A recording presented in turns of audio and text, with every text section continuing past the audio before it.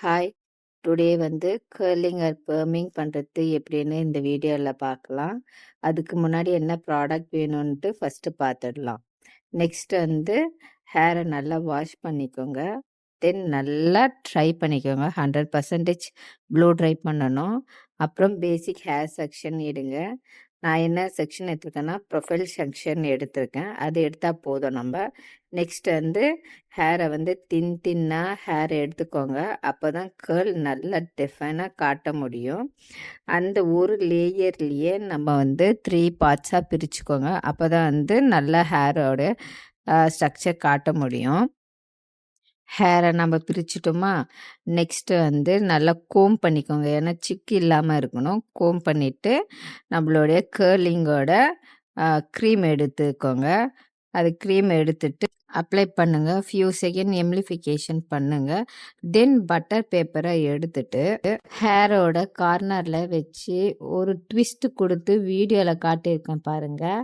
அது போல் பண்ணுங்கள். அந்த ஹேரை அந்த டூலில் நல்லா டைட்டாக ரொட்டேட் பண்ணுங்கள். லூஸ் ஆகக்கூடாது. லூஸ் ஆனால் கேர்ள் பெருசாக தெரியாது. இந்த ஸ்டெப்பை ஹேர் ஃபுல்லாக பண்ணுங்கள். ஃபஸ்ட் டைம் பண்ணும்போது நிறைய மிஸ்டேக் பண்ணுவோம். ஸோ எடுத்தோன்னே கிளைண்ட் கிட்ட பண்ணாமல் ப்ராக்டிஸ் பண்ணுங்கள். Practice make perfect. அப்போ தான் நம்மளுக்கு வந்து கேர்ள் வந்து நல்லா டிஃபைனாக தெரியும். அதுக்கு முன்னாடி நம்ம என்ன பார்க்கணுன்னா ஃபஸ்ட்டு கிளைண்ட் கிட்ட கேட்கணும். என்ன சைஸில் வந்து கேர்ள் வேணும். அதுக்கேற்றா போல தான் நம்ம வந்து கேர்லிங் டூல் எடுக்கணும். ஒரு சிலர் வந்து ரொம்ப ஸ்மாலாக கேட்பாங்க. ஒரு சிலர் வந்து கொஞ்சம் பிக்காக கேட்பாங்க. இந்த ப்ராசஸை எல்லாம் ஹேர் ஃபுல்லாகவும் பண்ணிடுங்க. பண்ணிட்ட பிறகு ஒரு அலுமினியம் ஃபாயிலோ ஆர் ஹெட் கேப்போ வச்சு ஃபுல்லாக கவர் பண்ணிடுங்க. இந்த வீடியோவில் காட்டியிருக்கா போல். ஏன் இதை கவர் பண்ணுறோன்னா மாய்ஸ்சர் கூட வந்து ரியாக்ட் ஆகாமல் இருக்கிறதுக்காக நம்ம இதை வந்து கவர் பண்ணுறோம். ஒரு 30 மினிட்ஸ் டு 40 மினிட்ஸ் வந்து கவர் பண்ணி விடுங்க. அப்போ தான் அந்த ஸ்ட்ரக்சருக்கு அந்த டைமிங் வந்து கொடுக்க முடியும். நெக்ஸ்ட் வந்து நியூட்ரலைசர் எடுத்துக்கோங்க. ஒரு காட்டன் வச்சு அப்ளை பண்ணுங்கள். எவ்ரி 5 மினிட்ஸ்க்கு அப்ளை பண்ணுங்கள். ஒரு 3 to 4 டைம்ஸ் அப்ளை பண்ணுங்கள். அதுக்கப்புறம் வந்து ஹேரை வந்து வாஷ் பண்ணுங்கள். லூக் வார்மாக இல்லைன்னா ப்ளெயின் வாட்டர் வச்சு வாஷ் பண்ணுங்கள். ஹாட் வாட்டர் வச்சு வாஷ் பண்ணிடாதீங்க.